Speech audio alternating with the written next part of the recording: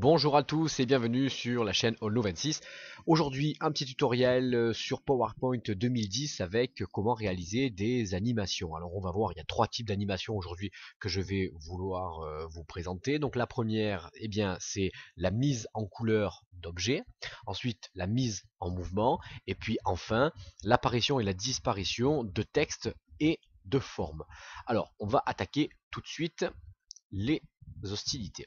Donc la première des choses que vous avez à faire, eh bien, c'est d'aller dans le menu qui est ici, cliquer sur animation et puis ouvrir ce que l'on appelle le volet animation, qui est un précieux ami puisqu'en fait il rassemble toutes les différentes animations que vous allez mettre sur les formes. Ça vous permet de bien gérer le timing, les enchaînements, le nombre de clics, etc. Vous allez voir, bon, c'est une vraie machinerie, mais c'est relativement simple à utiliser. Donc, la première animation à réaliser, c'est la mise en couleur de ces trois ronds. Donc, on va commencer tout de suite. On va d'abord colorer le gros rond, le grand rond. Donc, je clique dessus. Ça ouvre, hop, le dernier onglet qui était sélectionné, donc animation. Les animations vertes sont les animations d'entrée, ok, d'arrivée, de départ.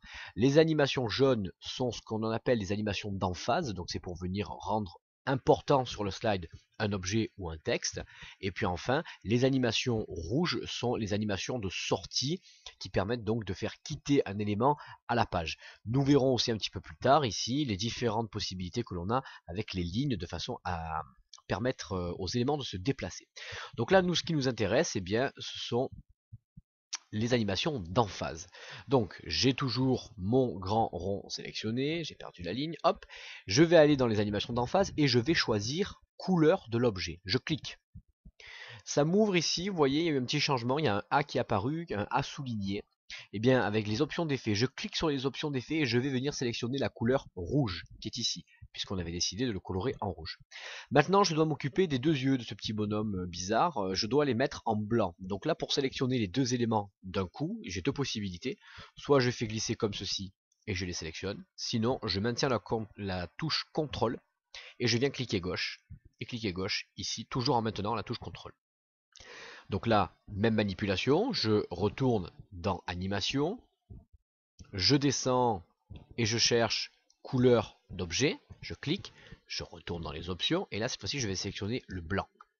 Voilà, c'est impeccable, j'ai sélectionné le blanc. Donc là, je mets un petit coup de lecture qui est ici et je regarde ce qui se passe. Effectivement, c'est bien ce qu'il me faut. Par contre, je vois que là, sur mon tableau d'animation, j'ai deux souris. Alors, qu'est-ce que c'est ces souris? Qu'est-ce que c'est ce nom ovale 6 avec la forme là? Et qu'est-ce que c'est ce petit rectangle? Je vais vous faire l'explication sur la première ligne, comme ça me permettra de vous expliquer d'une manière beaucoup plus fluide par la suite. On se concentre là-dessus et puis après on va le faire d'une manière beaucoup plus fluide. Alors en fait, le 1 accroché à cette souris là, c'est-à-dire que c'est le premier clic du slide. Il n'y a rien avant. Dès que je vais cliquer la première fois, eh bien je vais mettre un effet d'emphase. Alors ça c'est la petite icône qui le représente sur l'ovale 6. Alors l'ovale 6 c'est le nom qui est donné à mon rond tout simplement. Et là ce petit rectangle jaune en fait que d'ailleurs je peux moduler ou je peux agrandir ou rétrécir, et bien tout simplement c'est le temps que va durer mon effet. Et vous voyez ce temps il est ici, il est reporté là. Là, vous voyez, j'ai 50 centièmes de seconde. Donc le but, moi je peux le raccourcir, 25, voire 1 centième de seconde, donc c'est quasiment instantané. Mais je peux aussi le grandir. Je peux mettre 2 secondes, 2 secondes 50, 3 secondes, etc., etc. En fonction de ce que vous avez envie d'obtenir comme effet. Alors, généralement, moi je préconise de laisser 50 centièmes, voire 25 centièmes, de façon à ce que ce soit assez dynamique et que ça n'endorme pas l'auditoire lorsque vous avez une présentation vidéo à faire. Bon, ceci étant dit, on remarque maintenant en dessous le deuxième clic. Ce qui veut dire que mon premier rond va devenir rouge au premier clic de ma souris et mes deux autres ronds, vous voyez, ces deux là ils sont liés, hein. Il n'y a pas, il y a qu'un seul clic de souris pour les deux et ils sont au même timing l'un sous l'autre. Et bien ce qui veut dire que ce deuxième clic là il va déclencher la mise en blanc de ces de ces deux ronds. Alors moi le but c'est d'arriver à colorer les trois éléments d'un coup, donc je vais venir sélectionner le deuxième clic et je vais l'enlever en fait tout simplement en déclenchant cette animation avec la précédente. Hop, on va vérifier ça tout de suite. Je vais dans le mode lecture qui est ici. Ok, je clique dessus. Je vais donc cliquer une seule fois et on va voir ce qui se passe. Voilà, fantastique. J'ai cliqué une seule fois, mon grand rond est bien devenu rouge et mes deux petits ronds sont bien devenus blancs. Je clique sur échappe, j'appuie sur échappe pour revenir dans le mode, de démarrage. Non, alors ça, vous avez déjà eu une petite vue sur mes animations. Maintenant, on va passer à la mise en mouvement. Alors la mise en mouvement, c'est très simple. La mise en mouvement, rien de compliqué véritablement. Je vais recliquer encore donc sur mon gros rond. Je vais aller dans animation. Et puis je vais descendre cette fois-ci tout en bas. C'est ce que je vous ai montré au tout début. Et on va choisir chemin personnalisé. Hop. Voyez maintenant, mon curseur s'est transformé en plus. Ce n'est plus la flèche de la souris, c'est devenu un plus. Ce qui veut dire que l'animation est bien enregistrée et le logiciel attend que je dessine quelque chose. Alors en l'occurrence là, il attend que je décide un chemin que va suivre la forme sur le slide. Donc je vais me mettre au milieu de la forme, il n'y a aucune obligation. Et vous voyez là, j'ai un trait.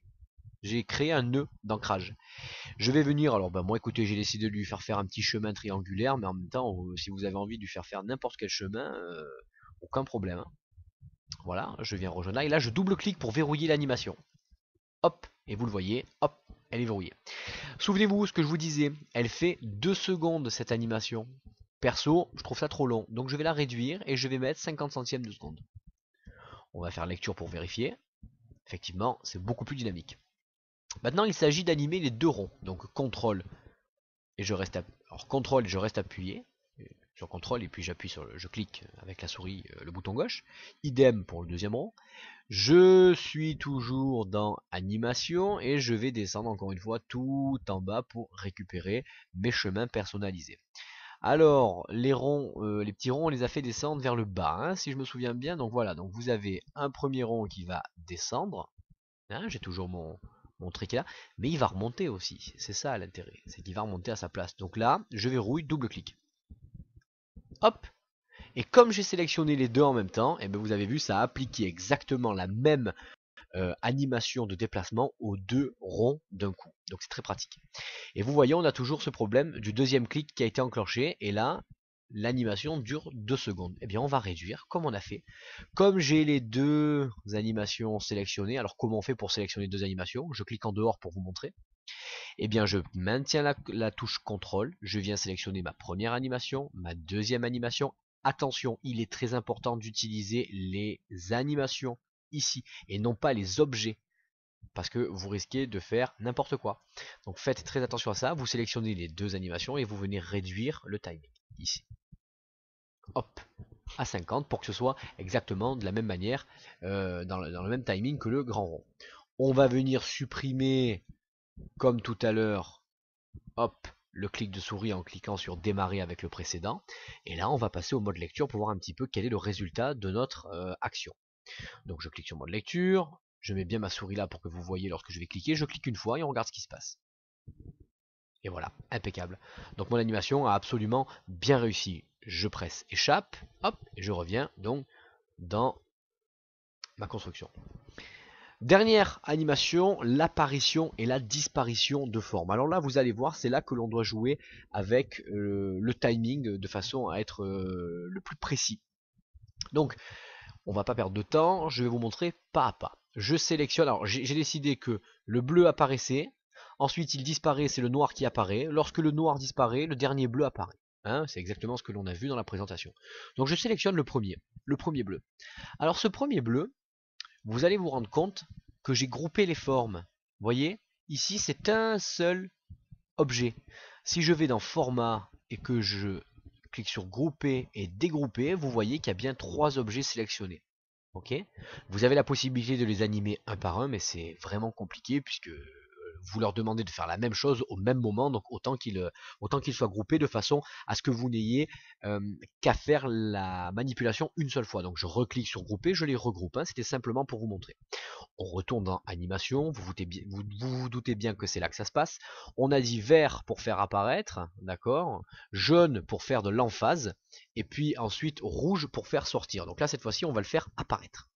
Alors, j'ai choisi pour que ce soit quand même assez joli à l'œil, voilà, les barres aléatoires.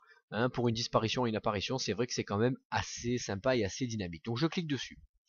Bon, très bien. Donc là, je constate qu'effectivement, j'ai au premier coup de clic l'apparition de mon groupe 22, hein, puisque ça s'appelle, alors, bon, c'est l'ordinateur qui donne les noms, hein, comme ça, mon groupe 22. Et puis là, il dure combien de temps? Il dure 50 centièmes de seconde. Bon, ben oui, effectivement, ça me va. 50 centièmes de seconde, c'est bien. Donc, maintenant le but, je l'ai fait apparaître. Ok, mais avant de faire apparaître le noir, qu'est-ce qui doit se passer? Je dois faire disparaître le bleu. Donc je le resélectionne une nouvelle fois. Et là, faites bien attention parce qu'il y a une petite subtilité avec PowerPoint. Vous ne devez surtout pas rajouter un effet directement avec cette barre. Sinon, vous allez annuler celui-ci et le remplacer.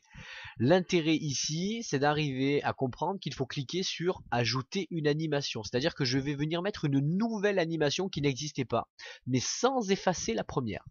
Donc cette fois-ci, je veux que ce soit une rouge, puisque je veux qu'il s'en aille. Eh bien, j'ai la même possibilité de choisir les barres aléatoires, donc je choisis les barres aléatoires. Donc là, j'ai deux clics. Deux clics. Effectivement, ça peut être intéressant, mais on verra que c'est pas ce que je demande. On va animer toutes les formes et puis on va régler le timing ensuite. Donc ok, j'ai bien mon apparition du bleu. Je vais cliquer sur lecture pour que vous voyez. Apparition et disparition du bleu. Parfait, il apparaît et disparaît. On va faire exactement pareil avec le noir et on va faire exactement pareil avec le bleu. Sauf que le bleu, lui, ne disparaîtra pas. Donc le noir. Je vais le faire un petit peu en accéléré pour pas que ça vous ennuie. Donc j'ai toujours mon groupe entier sélectionné. Vous avez connaissance de la manipulation maintenant. Donc je descends un petit peu. Hop, les barres aléatoires. Je rajoute une animation. Je descends, les barres aléatoires, mais cette fois-ci en sortie. Et dernier rond, idem, je viens l'animer avec l'apparition de barres aléatoires. Voilà, très bien. Donc là, on se rend compte qu'on a l'apparition et la disparition du premier rond, l'apparition et la disparition du deuxième rond, et puis ensuite l'apparition du troisième rond. Super, sauf que, petite subtilité, et vous l'avez j'espère remarqué, il y a un clic de souris nécessaire à chaque fois. Et nous, c'est absolument pas ce que l'on veut. On veut pouvoir déclencher une série d'animations avec un seul clic. Eh bien, c'est très simple. Je vais maintenir CTRL, la fameuse touche en bas à gauche de votre clavier, que vous trouvez maintenant facilement. Je clique donc sur ma première animation, deuxième, troisième et quatrième en partant du bas. Je viens cliquer sur la flèche, et là, cette fois-ci, il ne faut pas se tromper. Je vais mettre démarrer avec le précédent. Enfin, après le précédent. Ok, on se rapproche. Donc là, vous allez voir ce qui se passe. Ça n'est pas encore convenable, mais on avance. Je vais faire lecture, et on va regarder ensemble ce qui se passe. Alors effectivement, le rond bleu apparaît puis disparaît, mais le rond noir apparaît une fois que le rond bleu a disparu. Et là, c'est embêtant parce que c'est pas ce qu'on veut. On voudrait que le rond noir apparaisse au même moment que la disparition du rond bleu s'effectue. Eh bien, on va le faire, tout simplement. Donc on a ici le rouge qui est la disparition du rond bleu. Je vais venir lui coller directement l'apparition du rond noir. Et donc là, je vais mettre démarrer avec le précédent. Et vous voyez, le petit carré jaune, il est passé en dessous. Idem pour le groupe 21 qui est celui-ci. Je veux qu'il apparaisse en même temps que la disparition du rond noir. La disparition du rond noir, elle est ici, c'est le groupe 20, et on voit que les deux carrés sont décalés. Et bien moi, je veux qu'il soit exactement pareil. Et là, normalement, on devrait être bon. On a un clic qui va déclencher l'apparition. À la fin de cette apparition, nous allons avoir la disparition et l'apparition, et ensuite la disparition et l'apparition. Donc on va maintenant le jouer sur le mode lecture pour voir un petit peu ce qu'il en est. Hop, c'est parti. Je vais cliquer une fois et vous allez voir ce qui se passe. Et voilà, magnifique. On a effectivement bien notre effet recherché avec un clic, le bleu qui apparaît puis qui disparaît en laissant apparaître le noir lui-même qui va disparaître pour ensuite laisser apparaître le bleu. Alors c'est vrai que c'est assez délicat et que vous allez peut-être avoir besoin de vous repasser un petit peu les dernières secondes voire minutes de la vidéo pour bien comprendre, mais je vous en prie, n'hésitez surtout pas à me questionner, à me poser des questions directement, à m'envoyer des commentaires, je me ferai vraiment une joie de vous répondre. Alors je sais que les tutoriels que je fais sont assez généraux et puis là, alors évidemment j'ai mis des formes un petit peu rigolotes, mais le but c'est d'arriver à vous faire des présentations tout à fait efficaces, que ce soit en entreprise ou pour vos études si vous êtes étudiant, vous qui m'écoutez. Donc ne vous privez pas, sollicitez-moi et je me ferai un plaisir de vous répondre. Merci beaucoup d'avoir suivi cette vidéo et à bientôt sur All 26.